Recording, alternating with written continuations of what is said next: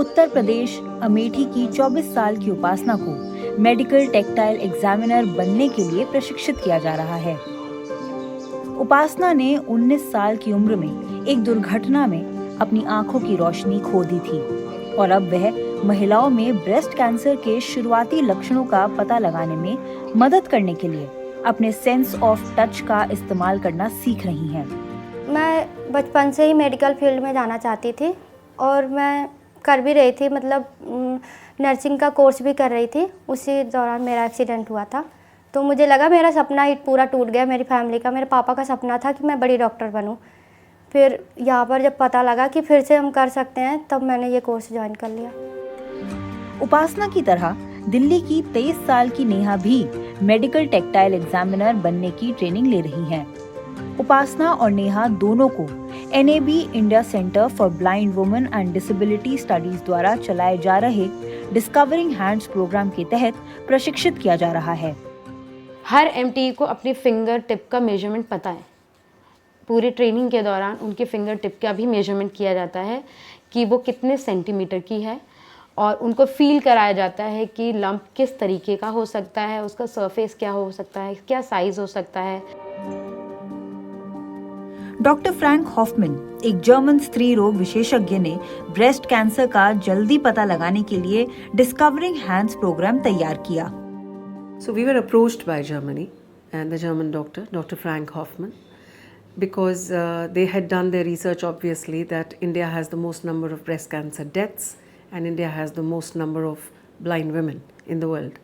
And this is such a USP for blindness, that their touch and their tactile sense can figure out the smallest abnormalities in the third layer of your skin.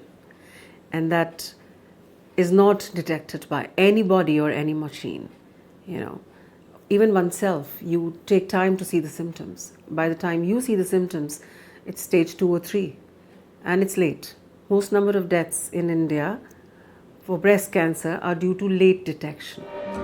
Meenakshi पिछले 5 सालों से प्रशिक्षित medical tactile examiner है और अब मेदांता अस्पताल में doctor कंचन कौर के ब्रेस्ट केयर सर्विसेज विभाग में काम करती हैं। वह NAB India centre for blind women द्वारा ट्रेनिंग प्राप्त 30 मेडिकल टेक्टाइल एग्जामिनर्स में से एक हैं।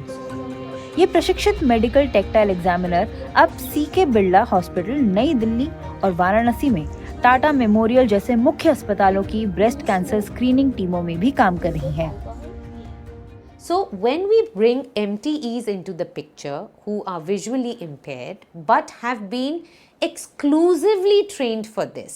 So nowhere in the world has anybody been exclusively trained for breast examination. Like even medical doctors, we are not exclusively trained. We are told, yes, feel the breast if you feel something, but the way these girls are trained is amazing. They, with their fingers, they cover every little inch of the breast. They take 20-25 minutes, half an hour to examine every breast. The second thing the MTEs do, they sensitize women towards the importance of understanding that the breast is an external organ that all of us can learn to examine. गांठों और breast cancer का समय पर पता लगने के लिए नियमित रूप से ब्रेस्ट एग्जामिनेशन बहुत जरूरी है। ऐसे एग्जामिनेशन के महत्व के बारे में जागरूकता की कमी के कारण अक्सर देर से पता चलता है, जबकि 40 साल से ज्यादा आयु की महिलाओं के लिए मैमोग्राफी की सलाह दी जाती है।